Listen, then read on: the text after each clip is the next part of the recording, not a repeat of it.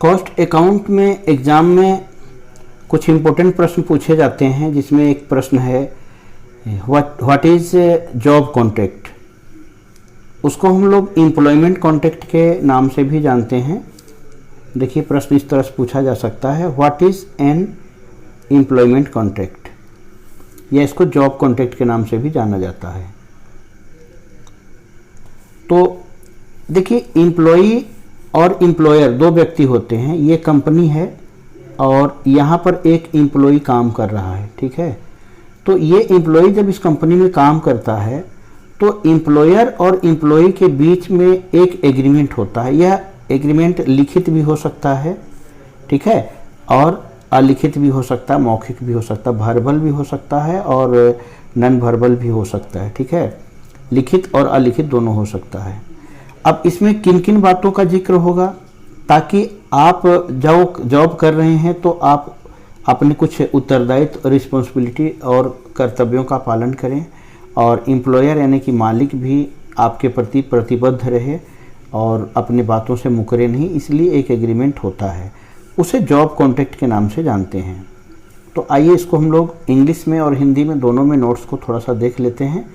तो देखिए आपका यहाँ क्या लिखा हुआ है, an employment contract is a signed agreement between employee and employer, ठीक है। तो यहाँ पर क्लियर बता रहा है कि एम्प्लॉई और एम्प्लॉयर के बीच का एक लिखित अनुबंध होता है और ये दोनों को राइट देता है और कुछ रिस्पॉन्सिबिलिटी में बांधता है, दोनों पार्टीज को, यानी एम्प्लॉयर और एम्प्लॉई यानी वर्कर और कंपनी दोनों को। अब यहाँ पर आगे बोलता है कि ये जो कॉन्ट्रैक्ट होता है ये वर्बल भी हो सकता है और नॉन वर्बल फॉर्म में भी हो सकता है, और ये दोनों को अपने अधिकार और कर्तव्यों को बताता है, और आप जिस भी पोस्ट पर काम कर रहे हैं तो आपके क्या उत्तरदायित्व हैं ये इसके बारे में भी बताता है। अब यहाँ पर बता रहा है कि what should be included in employment contract. Employment contract में क्या क्या चीज़ों को इंक्लूड करना चाहिए। तो देखिए एक बात हमेशा ध्यान दीजिएगा कि जब कोई कंपनी और किसी एम्प्लॉयर के बीच में जॉब का कॉन्ट्रैक्ट होता है तो देखिए सैलरी के बारे में कॉन्ट्रैक्ट होगा कि उसको कितनी सैलरी मिलनी चाहिए। शेड्यूल के बारे में कॉन्ट्रैक्ट होगा कि उसको कितने घंटे और कितने दिन, हफ्ता में कितने दिन काम करने पड़ेंगे और कितने घंटे प्रतिदिन काम करेंगे। ड्यूरेशन, लगातार काम करना पड़ेगा कि कुछ बीच में गैपिंग मिलेगा, ठीक है। उसकी नौकरी कितने दिनों की होगी, उसका बेनिफिट क्या क्या मिलेगा, हेल्थ इंश्योरेंस मिलेगा या और कमीशन मिलेगा, सैलरी मिलेगा, उसके अलावा कोई इंसेंटिव मिलेगा या नहीं मिलेगा। तो इन सभी बातों की जिक्र वहाँ पर होती है। तो आइए थोड़ा सा कुछ पॉइंट को यहाँ पर हम लोग जान लेते हैं। तो यहाँ पर बोलता also known as a contract of employment और एम्प्लॉयमेंट एग्रीमेंट, इसको एम्प्लॉयमेंट एग्रीमेंट भी कहते हैं, ठीक है। यह कॉन्ट्रैक्ट के विषय में यानी कि लेबर और एम्प्लॉय के विषय में उनके राइट और रिस्पॉन्सिबिलिटी को बताता है, बोथ एम्प्लॉयर एंड एम्प्लॉय।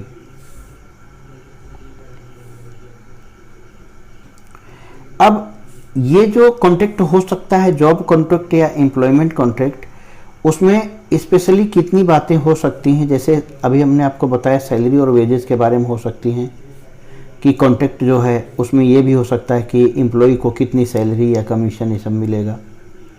दूसरा नंबर शेड्यूल के बारे में हमने बताया कि उनको सप्ताह में कितने डेज काम करने पड़ेंगे और पर डे कितने आवर काम करने पड़ेंगे, इसके बारे में भी शर्त हो सकती है। इसके बाद ड्यूरेशन ऑफ एम्प्लॉयमेंट के बारे में बताया, an employment contract will specify the length of time the employees agrees to work for the company. In some cases, this might be an ongoing period of time. In other cases, it might be an agreement set for a specific duration. यहाँ कहा जा रहा है कि या तो लगातार भी हो सकता है और कुछ ड्यूरेशन भी दिया जा सकता है। इसके अलावा जॉब एग्रीमेंट या एम्प्लॉयमेंट एग्रीमेंट या एम्प्लॉयमेंट कॉन्ट्रैक्ट के अंतर में जनरल रिस्पॉन्सिबिलिटीज़ भी कुछ होती है, ठीक है। तो वो जनरल रिस्पॉन्सिबिलिटीज़ मतलब आपको वेरियस ड्यूटी, जितनी भी ड्यूटी मिल रही है, टास्क मिल रहा है वो सभी आपको पूरा करना होगा। इसके बारे में भी कांटेक्ट हो सकता है। उसके बाद यहाँ पर कोई भी बातें कॉन्फिडेंशियल हो सकती हैं, गोपनीय हो सकती हैं, तो उन बातों को आपको डिस्क्लोज नहीं करना होगा। इसके विषय में भी आपको कांटेक्ट करना पड़ता है, ठीक है, क्योंकि वो बातें कुछ राज की बातें होती हैं कंपनी की, उसको अगर आप बाहर बता देंगे, गोपनीयता भंग होगी तो उससे कंपनी को नुकसान होगा। तो इसका भी आपको एग्रीमेंट करना पड़ता है। अब कुछ लोग किसी संचार कंपनी में काम करते हैं, कम्युनिकेशन वाली कंपनी में काम करते हैं, तो उन लोगों को एक सीमित अधिकार दिया जाता है। और जैसे कि मान लीजिए कि वेबसाइट डिज़ाइन करते हैं, सोशल मीडिया में काम करते हैं, ईमेल कंपनी में काम करते हैं, तो उन लोगों को कुछ पॉइंट पर अधिकार और उत्तरदायित्व तो सौंपा जाता है जिन्हें उन्हें पूरा करना पड़ता है। अब आइए बेनिफिट की बात हम लोग कर लेते हैं कि एम्प्लॉय को हमको कुछ बेनिफिट भी देना होगा। जैसे मान लीजिए कि बेनिफिट में क्या हो सकता है कि उनको हेल्थ इंश्योरेंस दिया जा सकता है, वेकेशन टाइम कितना छुट्टी मिलेगा, और इस तरह का बहुत सारा उनको फ़ायदा मिल सकता है। अब इसी चीज़ को हम लोग हिंदी में भी देखना है, तो नोट्स आप हिंदी में बनाना है तो इस तरह बना सकते हैं। हिंदी में आपको यहाँ दिया है कि एक रोजगार अनुबंध क्या है। तो एक रोजगार अनुबंध कर्मचारी और मालिक के बीच में एक लिखित समझौता है। ये दोनों पक्ष के अधिकारों और जिम्मेदारियों को सही रूप से व्याख्या करता है। काम करने वाले और कंपनी के बीच की जिम्मेदारी को, एक कर्मचारी और कंपनी के बीच का जो अनुबंध होता है, कॉन्ट्रैक्ट होता है, वो मौखिक भी हो सकता है और लिखित भी हो सकता है।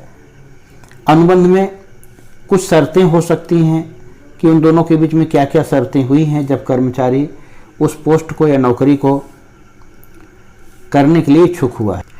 अब रोजगार के अनुबंध में जॉब कॉन्ट्रैक्ट में क्या क्या शामिल हो सकता है, क्या क्या चीज़ें, तो रोजगार के समझौते या अनुबंध में मालिक यानी कि कंपनी और कर्मचारी के बीच में कुछ शर्तें होती हैं, जिम्मेदारियां होती हैं जिन्हें इसमें शामिल किया जाता है। अब वो समझौते किस विषय में हो सकते हैं, तो वेतन और मजदूरी के विषय में हो सकते हैं कि उन्हें क्या वेतन या मजदूरी या कमीशन क्या मिलेगा। कुछ शेड्यूल होते हैं जिसको अनुसूची कहते हैं कि उनको एक सप्ताह में कितने दिन तक काम करने होंगे और एक दिन में कितने घंटे उन्हें काम करने होंगे। अब यहाँ पर अगला पॉइंट है रोजगार की अवधि। तो एक रोजगार अनुबंध में रोजगार की अवधि को भी बताया जाता है कि जो वो काम करेंगे वो लगातार अवधि में काम करेंगे या उन्हें बीच बीच में थोड़ा थोड़ा रेस्ट भी मिलेगा या उनको न्यूनतम रेस्ट दिया जाएगा बीच में, ये सभी बातें हैं। और उसके बाद कुछ जनरल रिस्पॉन्सिबिलिटी भी उनकी होती है जिसको सामान्य उत्तरदायित्व बोला जाता है। तो उन उत्तरदायित्व को कर्मचारी को हर हालत में पूरा करना होगा। कर्मचारी से नौकरी के दौरान उन उत्तरदायित्वों को पूरा करने की उम्मीद की जाएगी, अपेक्षा की जाएगी। अब यहाँ पे जैसे हमने अभी बताया कि कुछ संचार कंपनियाँ होती हैं जिसमें कर्मचारी यानी कि एम्प्लॉय काम कर रहा है। अगर वो किसी सोशल मीडिया, वेबसाइट इत्यादि में काम कर रहा है तो कुछ ऐसे पॉइंट्स भी शामिल हो सकते हैं। कंपनी सभी संचारों पर स्वामित्व और नियंत्रण बनाए रख सकती है। और एक सबसे इम्पोर्टेंट पॉइंट हम लोगों का लाभ वाला पॉइंट है कि हमारे कर्मचारी को क्या क्या लाभ हो सकता है। तो लाभ यही हो सकता है कि जैसे कर्मचारी को स्वास्थ्य बीमा मिल सकता है, छुट्टी का समय, रोजगार का हिस्सा और अन्य प्रकार के भत्ते यानी कि अलाउंसेस वगैरह उनको मिलेंगे। और सबसे लास्ट पॉइंट है कि कर्मचारियों से ये उम्मीद की जाती है कि वो गोपनीयता को बनाए रखें, क्योंकि अगर उनकी सीक्रेसी कहीं भंग होती है तो कंपनी को बहुत मुश्किल का सामना करना पड़ सकता है, नुकसान हो जाएगा। इसलिए इस पर भी एक एग्रीमेंट करवाता है कि भैया आप किसी गोपनीय बातों को बाहर में नहीं प्रकट करेंगे।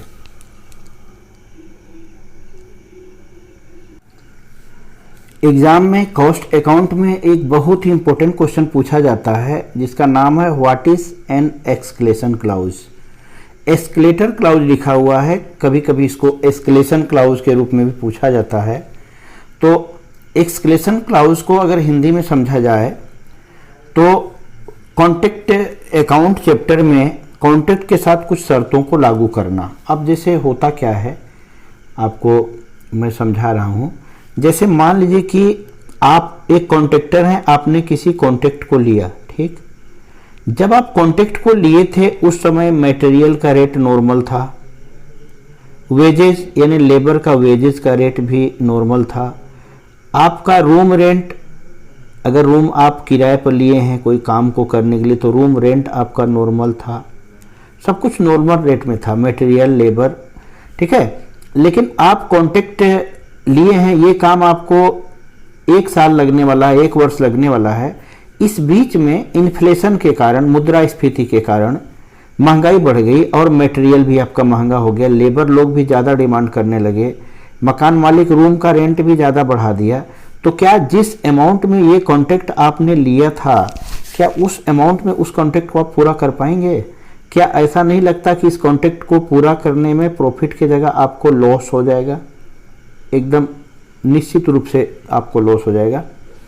तो जो समझदार ठेकेदार होते हैं, कॉन्ट्रैक्टर होते हैं, वो कॉन्ट्रैक्ट के साथ एक अलग शर्तों को रख देते हैं जिसे एक्सक्लेशन क्लाउज कहा जाता है या एक्सक्लेटर क्लाउज कहा जाता है।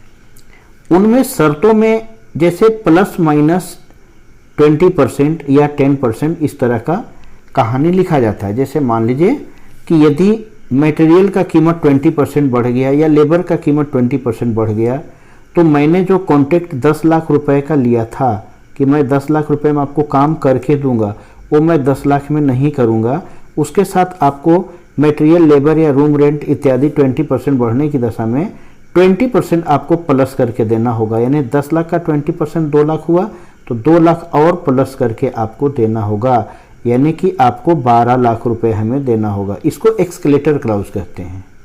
हाँ, लेकिन एक शर्त और भी यहाँ पर है कि अगर मटेरियल, लेबर या रूम रेंट सस्ता हो गया तो यहाँ पर प्लस के साथ में देखिए माइनस का साइन भी दिया हुआ है, प्लस के साथ में माइनस का साइन भी देखिए यहाँ पर दिया हुआ है। तो ये जो प्लस किए थे ना आप 2 लाख रुपए, यहाँ पर फिर माइनस भी हो जाएगा 2 लाख रुपए अगर सस्ता हो गया तो। यानी कि जो 10 लाख का आप कॉन्ट्रैक्ट लिए थे ना, वो आपको 8 लाख रुपए में ही काम को पूरा करना पड़ेगा। तो एक्सक्लेशन क्लाउज में दोनों बातें हैं, यानी कि जो कॉन्ट्रैक्ट देने वाला है वो भी सेफ है और जो कॉन्ट्रैक्ट लेने वाला है वो भी सेफ है, ठीक है। तो इसे ही एक्सक्लेशन क्लाउज कहते हैं। अब आइए इसको एग्जाम में कैसे लिखा जाए, इसको एज ए नोट्स अगर हम लोग डिजाइन करें तो इसको कैसे कर सकते हैं। देखिए, आप कंटेंट को तो समझ ही गए हैं कि एक्सक्लेशन क्लाउज क्या होता है। यदि और आपको फिर से समझने की इच्छा है तो आप इसको एक बार और समझ सकते हैं कि आप कोई कॉन्ट्रैक्ट लेते हैं, ठीक है। आप कॉन्ट्रैक्ट लिए तो जिस समय कॉन्ट्रैक्ट लिए उस समय महंगाई ज़्यादा नहीं था। अब आपका कॉन्ट्रैक्ट पूरा करने में 1 साल 2 साल लगने वाला है समय, तो ऐसी स्थिति में हो सकता है मटेरियल का कॉस्ट भाग जाए, लेबर कॉस्ट यानी कि वेजेज भाग जाए। तो आप जो कॉन्ट्रैक्ट लिए थे आपको तो घाटा हो जाएगा ना। आप 10 लाख में विथ प्रॉफिट आप काम करने जा रहे थे उसका 10 लाख में, अब आप 10 लाख में नहीं कर पाएंगे। तो ऐसी स्थिति में क्या है कि आप कुछ ऐसा ऑप्शन कर लीजिए। ऐसा भी हो सकता है कि पानी बरस गया, आप किसी पुल को बना रहे हैं, ठीक है। अब पुल बना रहे थे, अचानक पानी बारिश हो गया और ये पुल पूरा ये डैमेज होकर गिर गया। ऐसी स्थिति में आपको तो नुकसान हो गया, क्योंकि प्राकृतिक आपदा आपका तो कोई जोर नहीं है। अब यहाँ पर कॉन्ट्रैक्टर क्या करेगा, बालू में छाई राख मिला करके काम कर देगा, तो कितने जान और माल का नुकसान होगा। तो जो कंपनी कॉन्ट्रैक्ट देती है कॉन्ट्रैक्टर को, वो भी चाहती है कि काम को गड़बड़ ना करे। इसलिए ऐसी प्राकृतिक आपदा आ जाए, जैसे मटेरियल का दाम बढ़ जाए अचानक में, या लेबर का रेट बढ़ जाए, महंगाई बढ़ जाए, मुद्रास्फीति इन्फ्लेशन बढ़ जाए, या फिर भूकंप या बाढ़ की वजह से आपका आधा अधूरा किया गया काम बर्बाद हो जाए, तो आपको वहाँ पर ऐसी स्थिति में प्लस माइनस 20% 30% इस तरह का एक्सक्लेशन क्लाउज अतिरिक्त शर्तें दी जाती हैं कि अगर आपको इस वजह से कोई नुकसान हो रहा है और आप काम छोड़ के भागे नहीं, ठीक है, काम पूरा करके जाएं और नुकसान ना हो, नुकसान की वजह से आप उसमें मिलावट करके काम को गड़बड़ ना करें, तो इसलिए वहाँ एक्सक्लेशन क्लाउज रखा जाता है। तो ऐसी स्थिति में मान लीजिए कि आपको इस तरह का लग रहा है कि 20% का नुकसान होने वाला है घर से, तो यहाँ पर क्या करेगा, जो मालिक होगा वो आपका जो कॉन्ट्रैक्ट आप लिए थे 10 लाख का, उसमें प्लस कर देगा 20%। लेकिन अगर मान लीजिए कि मंदी काल आ गया, डिफ्लेशन का समय आ गया और लग रहा है कि सारी चीज़ों का रेट जो है 20% डाउन होने वाला है, तो आपको भी क्या, जब रेट बढ़ रहा था तो आप बढ़ा लिए थे, तो रेट घट रहा था आपको ये घटा देना होगा, ठीक है, 20%, यानी 8 लाख में ही कॉन्ट्रैक्ट आपको पूरा करना होगा। तो ये जो अतिरिक्त शर्तें लगाई गई हैं इसे ही एक्सक्लेशन क्लाउज के नाम से जाना जाता है। जानने के बाद अब इसका नोट्स हम लोग तैयार कर लेते हैं। इसका नोट्स हम लोग कैसे तैयार करेंगे, तो देखिए यहाँ पर what is an escalation clause, क्या लिखा हुआ है, an escalator clause is a contract provision that allow for automatic increase in the agreed upon wages or prices if certain conditions change while the contract is effect। साफ बता रहा है कि अगर कुछ ऐसा कंडीशन आ जाए कि प्राइसेस या वेजेस या मटेरियल का प्राइस इंक्रीज हो जाए जिससे कॉन्ट्रैक्ट पर कोई इफेक्ट पड़ने की स्थिति आ जाए, तो उससे बचाने के लिए जो क्लाउज या शर्तें एडिशनल रूप से रखी जाती हैं उसे ही एक्सक्लेशन क्लाउज के नाम से जाना जाता है। तो इस तरह से इंग्लिश में भी आप इसको और हिंदी में भी आपको नोट्स प्रोवाइड करा दे रहा हूँ, इसका स्क्रीनशॉट आप ले लीजिए, ठीक है। देखिए ये हो गया how an escalation clause work.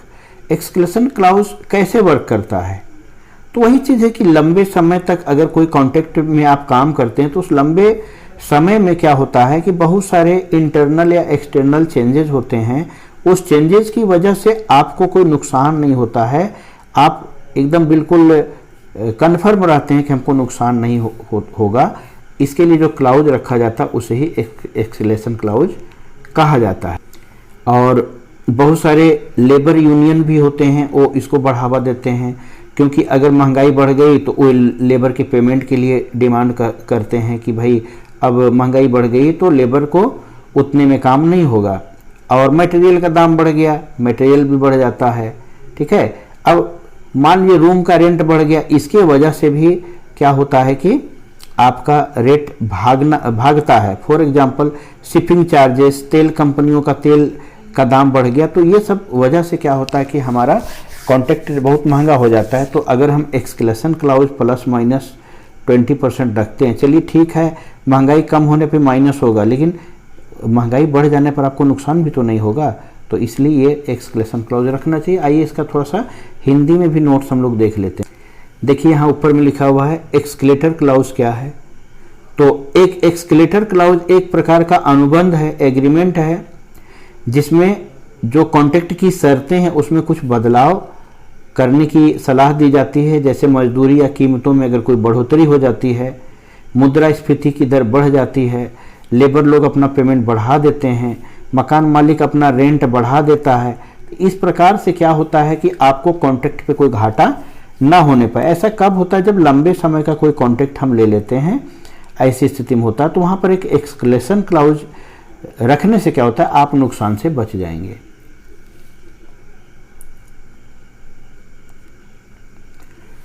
अब एक्सक्लेशन क्लाउज कैसे काम करता है ये भी देखना है। तो एक्सक्लेशन क्लाउज कैसे काम करता है, तो इसका उद्देश्य लोगों को इस बात की चिंता किए बिना लंबे समय के कॉन्ट्रैक्ट को भी आप ले सकते हैं, जिससे आप भीतरी और बाहरी दोनों परिस्थितियों में किसी प्रकार का बदलाव होता है तो उससे आपको नुकसान नहीं होगा। दोनों पार्टी निश्चिंत रहती हैं, कॉन्ट्रैक्ट देने वाले लोग और कॉन्ट्रैक्ट लेने वाले दोनों निश्चिंत रहते हैं, ठीक है।